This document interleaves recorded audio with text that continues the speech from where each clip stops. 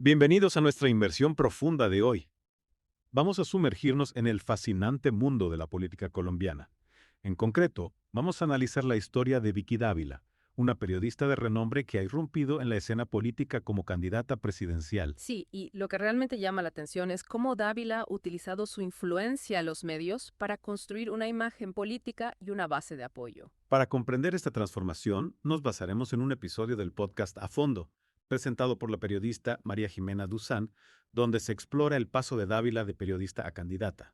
Es interesante que tras un año negando cualquier aspiración política, Dávila anunció su candidatura repentinamente a través de su propia revista, Semana. Imagínate la portada de la revista. La foto de Dávila junto a una carta dirigida a los colombianos pidiéndoles que la consideren no solo como periodista, sino como una potencial líder del país. Un movimiento estratégico que nos recuerda otros casos en la política internacional. Luciana establece paralelismos con la estrategia de Donald Trump, basada en la repetición constante de afirmaciones, sin importar su veracidad, para moldear la opinión pública y crear una realidad política a su medida. ¿Crees que esta táctica podría funcionar en el contexto colombiano? Es una pregunta interesante. Si bien Colombia tiene un panorama político diferente al de Estados Unidos, el uso de la repetición y las emociones para influir en la opinión pública es una táctica que ha demostrado ser efectiva en diversos contextos. Y según Dusan, esta estrategia se ve reforzada por la figura de Gabriel Gilinski, propietario de Semana, quien supuestamente encargó encuestas que nunca se publicaron, con el objetivo de impulsar la imagen de Dávila como una candidata fuerte. De hecho, se menciona una encuesta filtrada estratégicamente que mostraba a Dávila superando a Claudia López en una hipotética segunda vuelta 2 años antes de las elecciones. Esto plantea la cuestión de si Semana, como medio de comunicación, se está utilizando como una herramienta para impulsar la candidatura de Dávila. Esa es una de las grandes preocupaciones que plantea Dusan. Convertir un medio de comunicación tan influyente en un vehículo para campaña de su propia directora plantea serias dudas éticas. ¿Dónde queda la línea que separa el periodismo del activismo político? Es un tema complejo que nos obliga a reflexionar sobre el papel de los medios en la política actual. Si un medio se utiliza para promover una agenda política específica, ¿cómo podemos confiar en su objetividad? Y Dusan también señala que Dávila utilizó Semana y su cuenta de Twitter para atacar a quienes la criticaban. Periodistas que cuestionaban sus intenciones eran etiquetados como envidiosos y hombres que se atrevían a criticarla como misóginos. ¿Es esto una forma de silenciar la disidencia y evitar un debate abierto sobre su candidatura? Sin duda, este tipo de comportamiento busca desviar la atención de las críticas legítimas y crear un ambiente de polarización donde el diálogo constructivo se vuelve difícil. Inicialmente, la derecha colombiana, el espacio político natural de Dávila, se mostró reacia a su candidatura. Figuras clave como Álvaro Uribe y Paloma Valencia la veían como una competencia desleal. Tenían motivos para estar preocupados. Dávila contaba con la plataforma de Semana, mientras que ellos dependían de los canales tradicionales. Sin embargo, como señala Dusan, las cosas han cambiado. Uribe, que siempre mostró cierta simpatía por Dávila, parece haberle dado su bendición. Y Paloma Valencia, a pesar de sus reservas iniciales, ha expresado públicamente su apoyo, destacando la posibilidad de unas elecciones con una fuerte presencia femenina. ¿Crees que este cambio de postura se debe a un convencimiento genuino o a una estrategia política para unificar a la derecha? Es difícil saberlo con certeza. Podría ser una combinación de ambos factores. Por un lado, Dávila ha logrado construir una imagen de fuerza y liderazgo que ha convencido a algunos sectores de la derecha. Por otro lado, la necesidad de unirse frente a un adversario común, como la izquierda, también puede haber influido en la decisión de Uribe y Valencia. Dusan también menciona factores financieros que podrían haber precipitado la salida de Dávila de Semana. Al parecer, había tensiones entre Dávila y Gilinski debido a las pérdidas millonarias que generaba su canal de vídeo. Algunos especulan que la salida fue una estrategia calculada, mientras que otros apuntan a un conflicto interno. Lo cierto es que Dávila se fue de Semana, pero con una base de apoyo digital considerable, lo que nos lleva a otro punto clave en su estrategia política. Hablemos entonces de su presencia en el mundo digital. Dávila ha cultivado una presencia online formidable, con un ejército digital dispuesto a defenderla y a atacar a sus detractores. Aquí encontramos otro paralelismo con figuras como Jair Bolsonaro en Brasil o Donald Trump en Estados Unidos. Dávila ha utilizado las redes sociales de manera efectiva para conectar con sus seguidores, difundir su mensaje y atacar a sus oponentes. Duzan advierte sobre el uso de la desinformación y los ataques dirigidos como parte de esta estrategia digital, algo que ya hemos visto en otras campañas políticas, con consecuencias preocupantes para la democracia. Exacto. Y aquí es donde entramos en un terreno incierto. ¿Hasta dónde llegará el fenómeno de Vicky Dávila? Esa es la gran pregunta.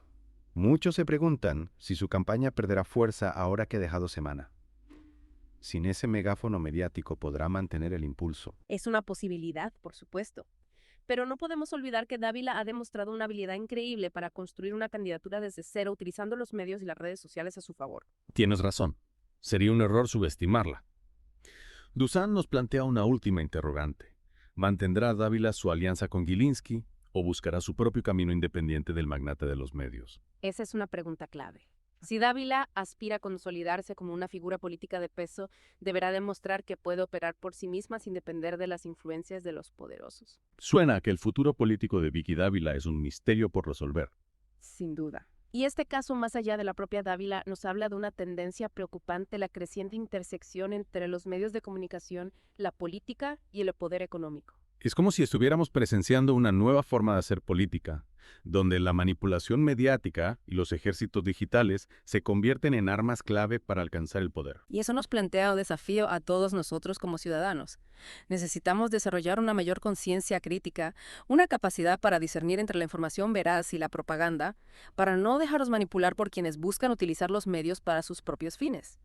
Es una llamada a la responsabilidad tanto para los periodistas como para quienes consumimos información. ¿Cómo podemos como ciudadanos protegernos de esta nueva era de la política digital? La clave está en la educación y la concienciación. Necesitamos fomentar una ciudadanía crítica capaz de analizar la información que recibe, identificar las fuentes fiables y resistir a la manipulación emocional. No podemos dejarnos llevar por los titulares sensacionalistas, las noticias falsas o los ataques personales que abundan en las redes sociales. Dusan describe a Dávila como una outsider impulsada por el establishment. Utiliza un lenguaje sencillo, apela a las emociones y se centra en el odio hacia la izquierda, particularmente hacia Petro. Esta es una estrategia efectiva para conectar con el electorado colombiano. Es una estrategia que hemos visto en otros líderes populistas. Buscan conectar con el electorado a través de la indignación, el miedo y la polarización. Crean un nosotros contra ellos, donde el adversario político se convierte en el enemigo a batir. Y en un país como Colombia, con una historia de conflicto político, este tipo de discurso puede tener un gran impacto. Dusan también señala que Dávila carece de un programa de gobierno claro más allá de una lista de indignaciones. ¿Es suficiente con apelar al descontento para llegar al poder? Esa es una pregunta que solo el tiempo podrá responder.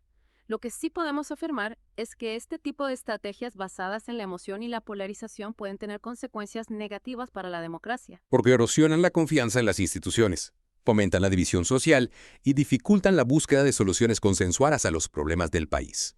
Y al final lo que queda es un clima de crispación y desconfianza, donde la razón y el diálogo pierden terreno frente a la manipulación y la demagogia.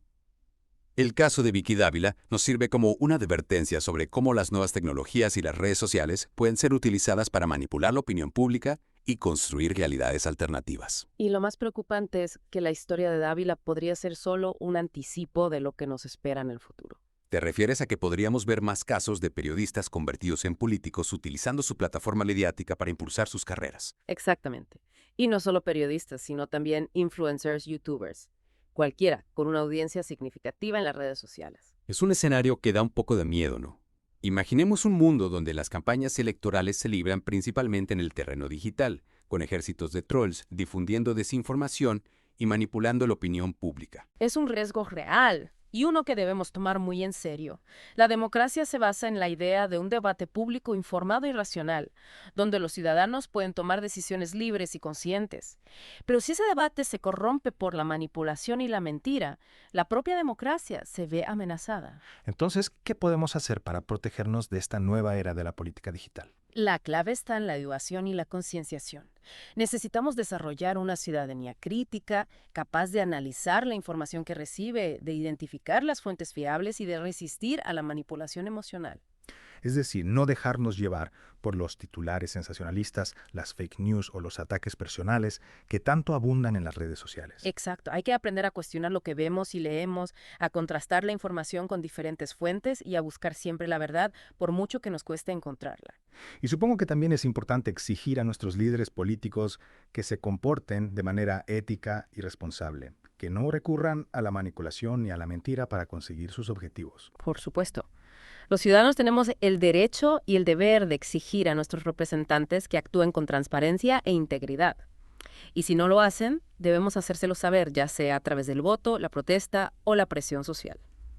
En definitiva, se trata de defender la democracia en la era digital, de asegurarnos de que las nuevas tecnologías se utilizan para fortalecerla y no para debilitarla. Ese es el gran desafío que tenemos por delante. Y para superarlo necesitaremos la participación activa y consciente de todos los ciudadanos. Uf, menudo viaje nos ha dado Vicky Dávila, ¿eh? Empezamos hablando de su salto del periodismo a la política y hemos terminado reflexionando sobre el futuro de la democracia en la era digital. Es que al final todos estos temas están interconectados. El caso de Dávila nos muestra cómo las nuevas tecnologías están cambiando las reglas del juego político y cómo la manipulación y la desinformación se están convirtiendo en armas cada vez más poderosas. Pero también nos recuerda que la democracia no es algo que se nos da, sino algo que debemos defender y construir cada día. Y para eso necesitamos estar informados, ser críticos y participar activamente en la vida pública. Es una tarea que nos incumbe a todos, y creo que si somos conscientes de los retos que enfrentamos y si trabajamos juntos para superarlos, podemos construir un futuro donde la democracia sea más fuerte que nunca. Ha sido un placer, como siempre, compartir esta inmersión profunda con vosotros. Y recordad, la próxima vez que estéis navegando por las redes sociales, no olvidéis lo que hemos aprendido hoy. Sed críticos, sed escépticos y sobre todo, a pensar por vosotros mismos. Hasta la próxima.